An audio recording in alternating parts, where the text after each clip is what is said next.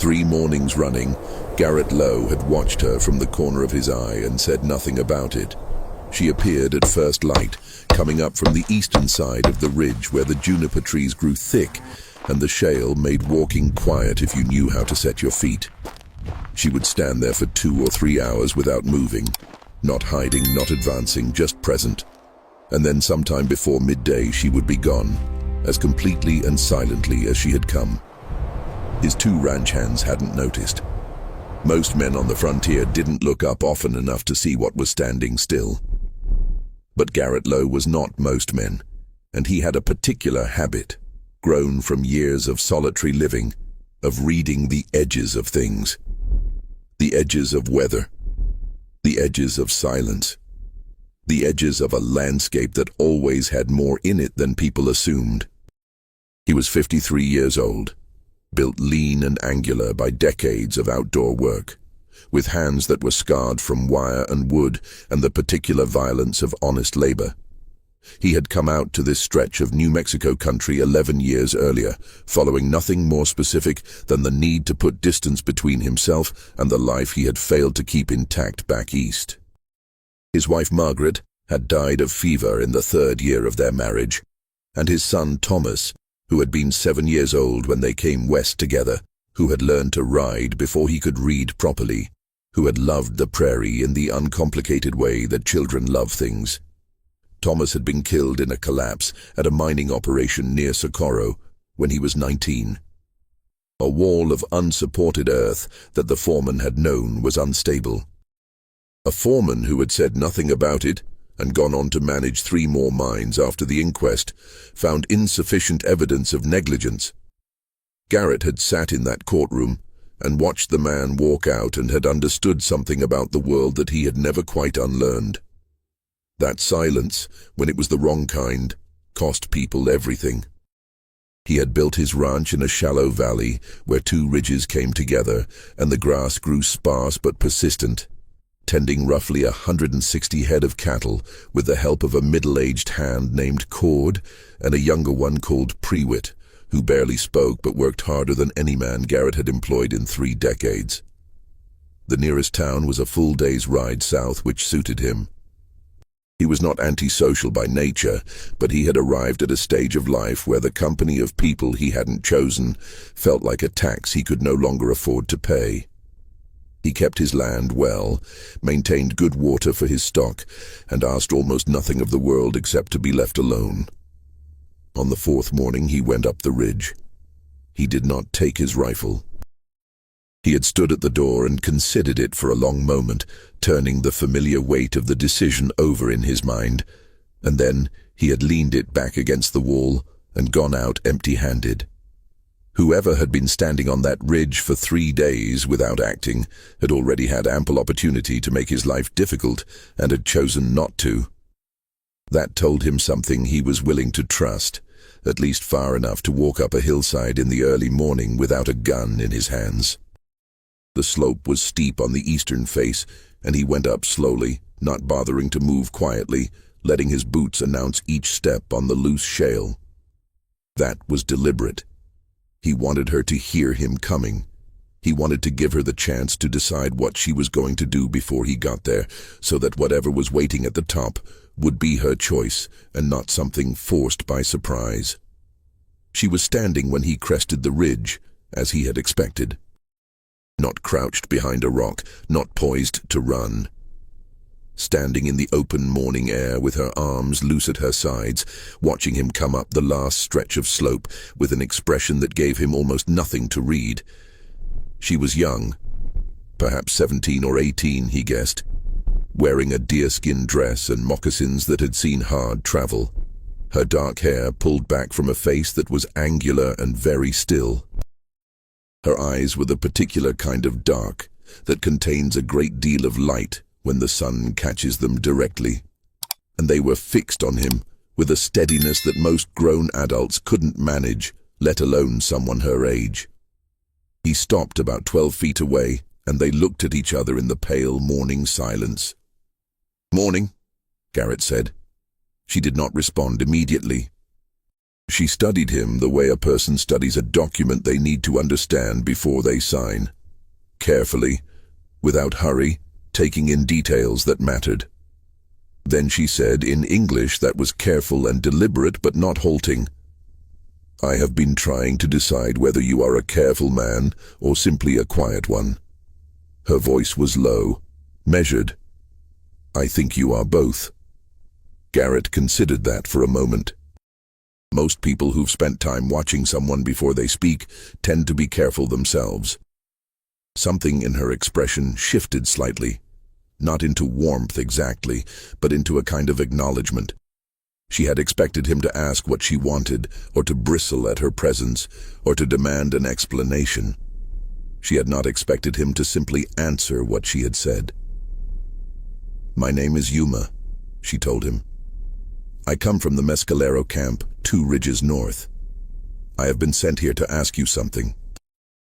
But first I needed to know if you are an honest man, and I could not ask you that directly because any man can say yes." Garrett said, "So you watched instead?" 3 days, she said.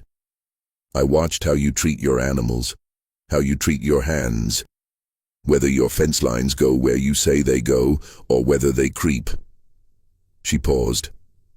"I watched whether you noticed me. I noticed on the first morning." "I know," she said.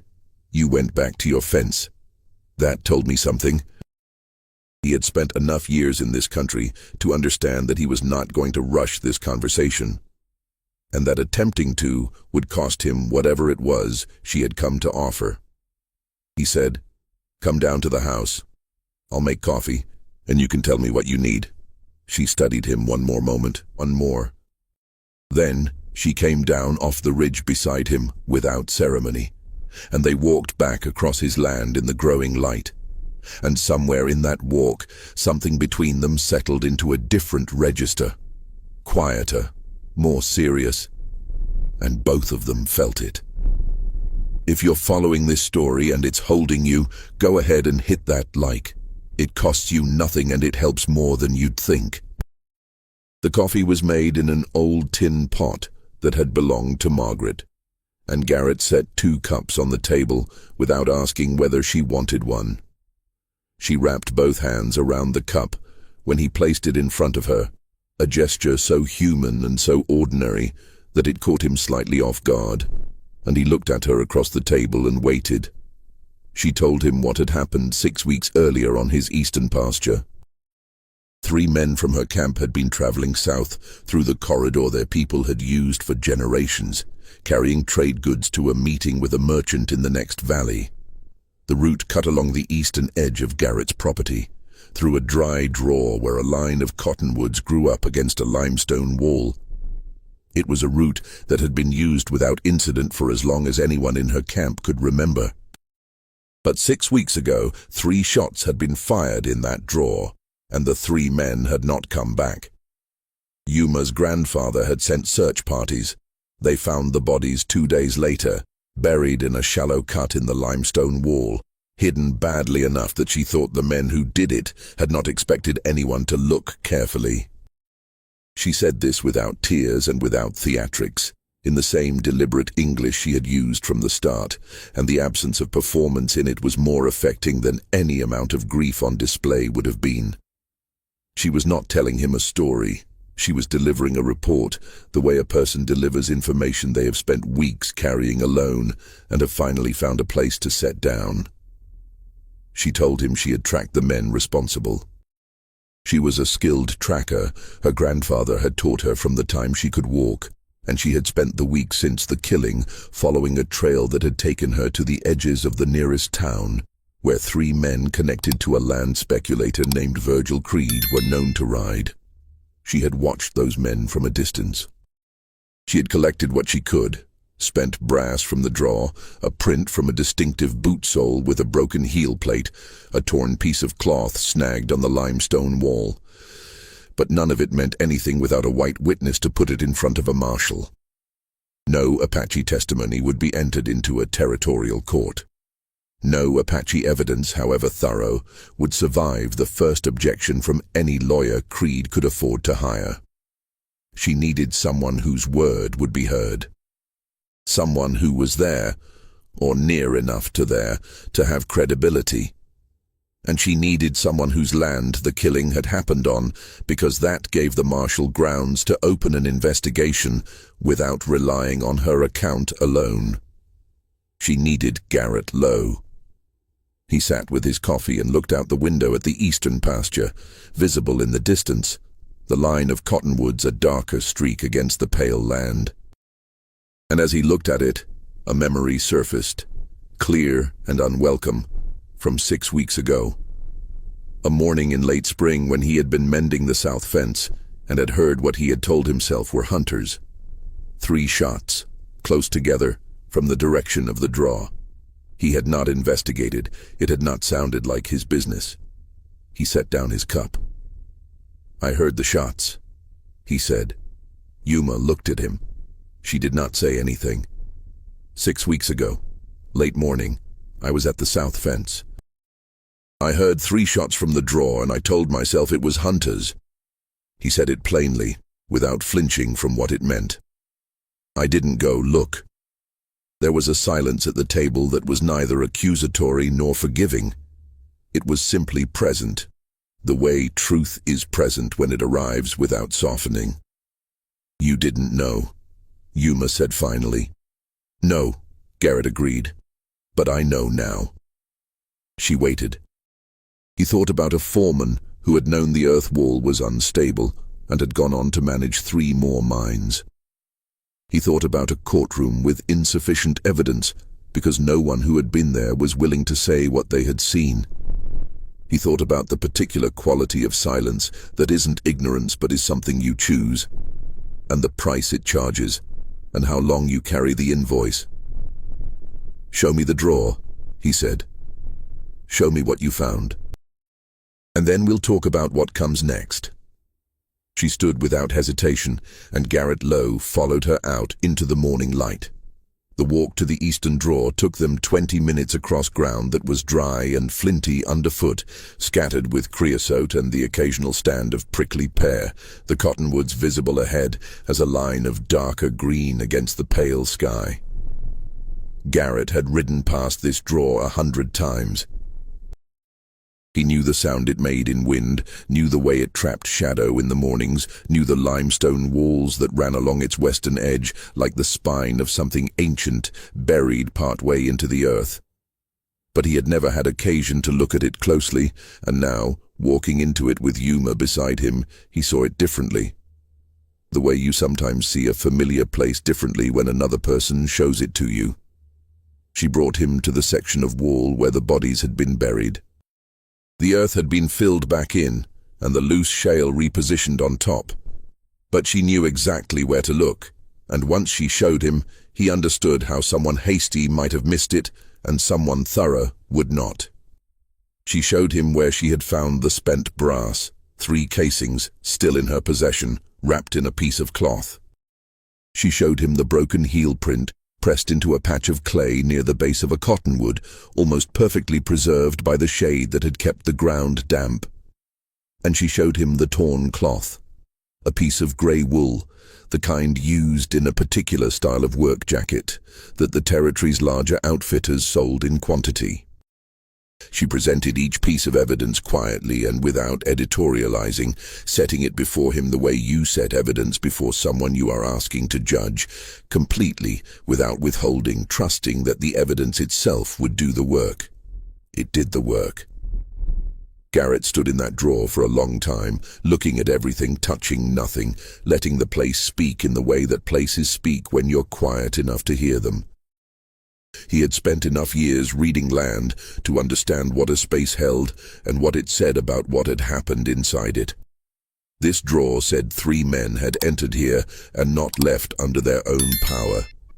It said the people who did it had known the land well enough to find a burial spot quickly, which meant they had been through here before. It said whoever did this did not expect anyone to look. They had not expected a 17-year-old Apache girl to spend 3 weeks tracking them across a territory they assumed was theirs to move through without consequence. He said, "Do you know which of Creed's men?" She gave him 2 names she had connected to the right builds and the right horses based on her weeks of observation. She said she could not be certain, but she was close to certain. She said close to certain the way a careful person says it, meaning she was not going to swear to what she couldn't prove, but she was telling him where the evidence pointed. Garrett nodded. I know one of those names. A man named Dale Purvis, who had ridden through his property 3 years earlier looking for stray cattle from the Creed operation, and had struck him, in their brief exchange, as someone who kept his cruelty somewhere close to the surface, ready to use. He had not thought about Purvis since that afternoon. He was thinking about him now. Subscribe to the channel if you haven't already. These are the stories worth staying for. The question of what to do next was not as simple as it might have appeared from the outside, and Garrett did not pretend that it was.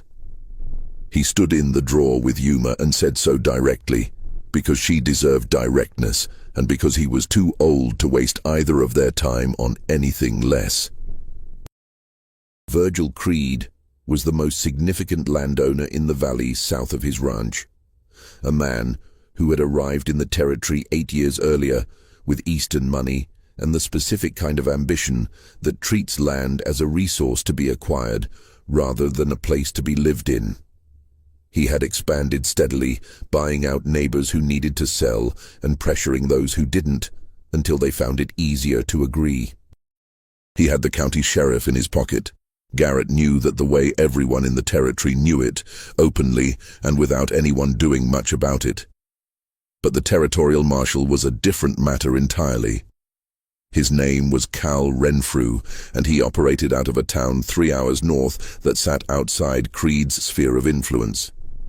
He was known to be methodical and stubborn, and immune to the particular kind of social pressure that Creed applied so skillfully to everyone within his financial reach.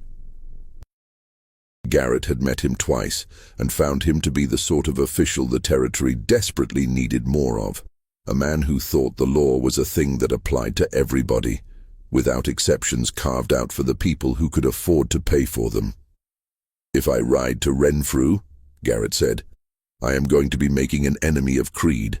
I'm telling you that plainly, not as a reason to say no, but because you ought to know what you're asking. Yuma looked at him steadily. I know what I am asking, she said. I would not have spent 3 days on your ridge if I did not already know the cost of it. She paused. My grandfather spent 2 weeks deciding whether to send me. He does not ask this lightly. He does not ask this of men he has not studied. She held his gaze. He said, if you were the kind of man your land suggested, you would understand what silence costs. There it was again. The specific shape of the thing he had been carrying since the inquest, where Thomas's foreman walked out of a courtroom and into 3 more mining operations. The thing he had built his whole solitary existence around avoiding. Not because he was a coward, but because he had learned the hard way that getting involved in things that weren't technically his business cost more than he had been willing to pay. He had been willing to say that for 11 years. He wasn't sure he could say it anymore, standing in a draw on his own land where 3 men had been killed because someone had decided they weren't worth the trouble of letting live. I'll ride to Renfrew, he said. We'll ride together, if you're willing. Your evidence matters more than mine. I can get it through the door. Something in Yuma's face changed then. Not into relief exactly, not into gratitude in any simple sense, but into a kind of quiet acknowledgement, the acknowledgement of someone who had been prepared for no and was now recalibrating everything they had planned around yes. It was a look he had not seen on a person's face in a very long time, and he found it unexpectedly difficult to meet. They rode the following morning at first light. Yuma was on a paint horse that had appeared at the edge of his property before dawn, brought by 2 of her grandfather's men who waited on the ridge while she came down. Garrett rode his road horse, a steady gray who didn't spook at unexpected things. Cord watched them leave from the porch of the bunkhouse, and when Garrett caught his eye, Cord gave a small nod and went inside to start breakfast, which was his way of saying he understood and would keep his own counsel about it. The ride north took most of the morning. They did not talk much, not from tension, but from the natural quiet of two people who had already said the important things and were content to let the land fill the space between them. The country they rode through was high and dry, flat-topped mesas rising on the western horizon, the scrub grass silver with morning dew. Hawks rode the thermals above them without effort. Somewhere to the south, a dust column rose and fell, cattle being moved, or riders, or the ordinary churn of a territory that never fully stopped moving. At one point, somewhere in the long flat stretch before the northern hills, Yuma said, "My grandfather says that land has a memory, that it holds what happens on it, in the soil and the rock, the way water holds cold in summer." Garrett rode with that for a while. "He may be right," he said finally. "I've seen land that's been treated well for years, and land that's been worked hard without anything given back. You can tell the difference when you know what to look for." Yuma was quiet for a moment. Then she said, "He also says that the men who understand this about land are the ones worth speaking to." She looked at him sideways briefly. "That is why he sent me to you and not to someone else." Garrett said, "He took a risk." "He took a considered one," she said. "There is a difference." Marshal Cal Renfrew was in his office when they arrived, which was a piece of luck Garrett had not taken for granted. He was a compact, serious man in his late 40s, with a thick gray mustache and the economical manner of someone who had learned to make decisions quickly in situations where they mattered. He received them without visible surprise, which said something about him, and he listened to everything Garrett said without interrupting, and then he asked to see the evidence. Yuma placed the 3 spent casings on his desk. She placed the wrapped cloth beside them. She showed him a hand-drawn map of the drawer, remarkably precise, that marked the burial site and the positions of the tracks she had found. She had clearly spent weeks preparing for this meeting, organizing everything into the clearest possible presentation, and the quality of that preparation was itself a kind of argument. The argument of someone who had been thorough, because they knew thoroughness was the only currency they would be allowed to spend. Renfrew looked at everything carefully. He asked questions. When, where, the precise location of the drawer, the state of the ground when she found the burial site. He asked Garrett about the shots he had heard that morning. He wrote things in a ledger in a small, precise hand, and then he sat back and looked at both of them across his desk. "I know the Purvis name," he said. "I've had occasion to know it before." He looked at Yuma directly, the way a man looks at a person he is choosing to treat as a witness rather than a complication. "What you've brought me is sufficient to open an investigation, not to close one, but to open one. You understand the difference?" Yuma said she did. "Then I'll need you available for the next 2 weeks, not here in town, but reachable." He looked at Garrett. "And I'll need a formal statement from you in writing, everything you heard that morning, everything you observed in the drawer today." He closed his ledger. "Creed will hear about this," he said, "not as a warning but as a statement of fact. He hears about everything. You should be prepared for that." "I am," Garrett said. Renfrew nodded. "Good." He stood. "I'll start with Purvis. If the boot matches what's preserved in that clay, the rest will follow." They rode back south through the long afternoon, the light changing from white to gold to the deep copper of early evening. The land looked different at this hour, every rock and scrub casting a long shadow eastward, the mesas glowing amber on their western faces. Garrett thought about the drive home, about what Cord and Prewitt would think when they heard where he'd been, about what would happen when Creed's people started asking questions, because they would. He thought about it without the anxiety he had expected to feel. He had anticipated some version of the old familiar reluctance, the one that had kept him inside his own fence lines for 11 years. Instead, he felt something closer to clearness. The specific clearness that comes from having done the thing you should have done a long time ago, even when the timing wasn't what you would have chosen. "What will happen to your grandfather's camp when this moves forward?" he asked, somewhere in the last hour of riding. Yuma was quiet for a moment. "He will take the camp further north," she said, "away from Creed's land until it is settled. He does not want to give Creed's men an excuse." She looked ahead at the trail. "This is something we have learned to do. Move when staying becomes dangerous. Move and come back when it is less so. How long has your people used that route?" "My grandfather's grandfather used it. His mother's people before that." She said it simply, without bitterness, which was more painful to hear than bitterness would have been. "It is a good route. The water is reliable in certain seasons. The grass is good for the horses. We have always come back." Garrett thought about routes, and about the kind of continuity that doesn't require deeds or fences or documentation to be real. The continuity of feet on the same ground for generations, of water drunk from the same springs, of the same landmarks read the same way for longer than any current map acknowledged. He thought about his own 11 years on that piece of earth and how settled it felt to him, how much of himself he had poured into it. And then he tried to imagine what it would feel like to have that same relationship with a stretch of country going back not 11 years but 100 or 200 or more. He could not fully imagine it, but he could hold the shape of it in his mind, and that was something worth holding. They parted at the base of the eastern ridge as the last light left the sky. Yuma's grandfather's men came down from the ridge to meet her, and she stopped her horse and turned to look at Garrett one last time across the cooling air. "My grandfather wants you to know," she said, "that what you did today, riding with me, putting your name to it, is not a small thing.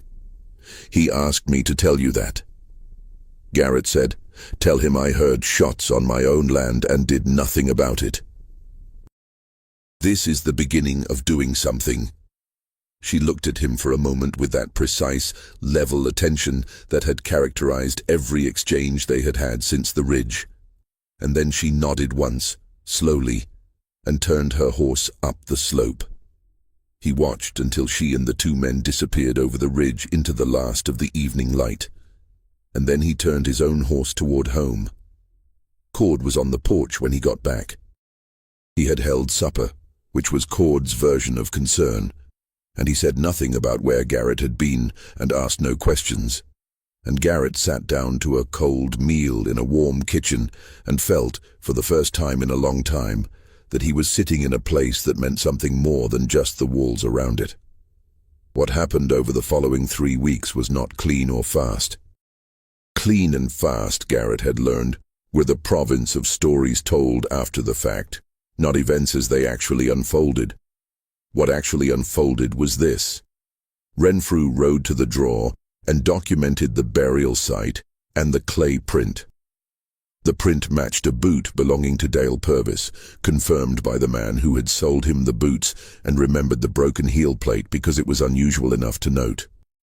A second man, a rider named Colston, who had been with Purvis that day, turned out to have a more fragile relationship with loyalty than Creed had assumed. And when Renfrew brought him in for questioning and laid out what he already knew, Colston decided his own future was worth considerably more than whatever Creed was paying him to stay quiet. His account corroborated Yuma's reconstruction of the ambush in every material detail. Creed sent 2 men to Garrett's ranch on the 6th day. They rode in through the front gate in the middle of the afternoon and told him, in the careful language of men who want you to understand a threat without having made one technically, that he had become involved in something that was going to cost him considerably more than he had budgeted for. Garrett stood in his yard and listened to them through to the end. Then he said, "My statement is with Marshal Renfrew, and I've kept a copy. If anything happens to my property or my people, Renfrew is the first person who gets told where to start looking." He said it without raising his voice. The two men looked at each other, and then they rode out. He did not hear from Creed's people again. Purvis and Colston were arrested in the third week and held in Renfrew's custody for transport to the territorial court. Creed himself was not charged. Not yet, Renfrew said, with the specific emphasis of a man who was not finished. But his name was now part of a formal record in a way that could not be unmade, and in a territory where reputation was infrastructure that mattered in ways both visible and invisible. Men who had been waiting to see which way things would break began breaking in a direction that Creed had not anticipated. Two other ranchers came forward with accounts of things they had let pass without comment. A merchant in town who had been absorbing Creed's pricing for 6 years quietly began ordering supplies through a different channel. Small shifts. Tectonic, in the way that small shifts in large systems always are. Tell us in the comments. Would you have ridden to that marshal, knowing what it would cost, knowing whose attention it would draw? We want to hear from you. Yuma came back to his fence one last morning, at the end of the third week, as her people were breaking camp to move north toward their summer grounds. She came alone this time, in the full morning light, with no waiting period and no study of him from a distance, which was its own kind of statement. She stood at his gate, and when he came out to meet her, she held out something wrapped in soft leather. A small thing, flat and carefully worked, the kind of object that takes considerable time to make. He unwrapped it. It was a piece of cured deerskin about the size of his palm, marked with symbols he did not fully know. But one symbol he recognized. She had drawn it for him in the dust on the afternoon they had ridden north together, explaining what it meant in her language. It was the mark for witness, for someone who had seen something and spoken what they had seen. "My grandfather made this," she said. "He asked me to give it to you." She looked at him steadily. He says, "A man who was silent once and chose not to be silent again has done the harder thing." Anyone can keep a record of what they have always done. It takes something else to change the record. Garrett held the piece of leather in his hands and felt the weight of it, which was the weight of something given by a man he had never met, who had spent 2 weeks reading his land from a ridge and decided, on the basis of what it told him, that his granddaughter could trust the man who kept it. "Tell him I'm grateful," Garrett said. "And tell him the draw is safe to use. I'll keep the cattle off the eastern bank. I'll keep it that way." She nodded. Then she looked at him one more time with that steady, particular attention. "We will come back next season," she said. "If the water holds." "I'll make sure it holds," Garrett said. She turned her horse and rode up the ridge in the bright morning, and he watched her go over the top and disappear into the country beyond. He stood there at his fence for a long while after she was gone, feeling the sun on his face and looking at his land. The eastern pasture, the line of cottonwoods in the distance, the draw that held what it held. He thought about what her grandfather had said about land and memory, about the earth holding what happens on it. He had heard 3 shots on a morning in late spring and told himself it was hunters. He could not undo that. The ground held it, as the ground holds everything.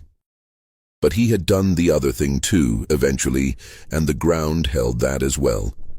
And in the balance of those 2 facts was something he could live with in a way he couldn't have managed a few weeks earlier. He went back to work. There was a fence section in the north pasture that needed attention, and the hay stores wanted checking before the summer heat set in, and Prewitt had found a problem with the windmill that needed another pair of hands. The practical machinery of a working ranch does not wait for a man to finish his thoughts, and Garrett Lowe had always found that steadying rather than frustrating.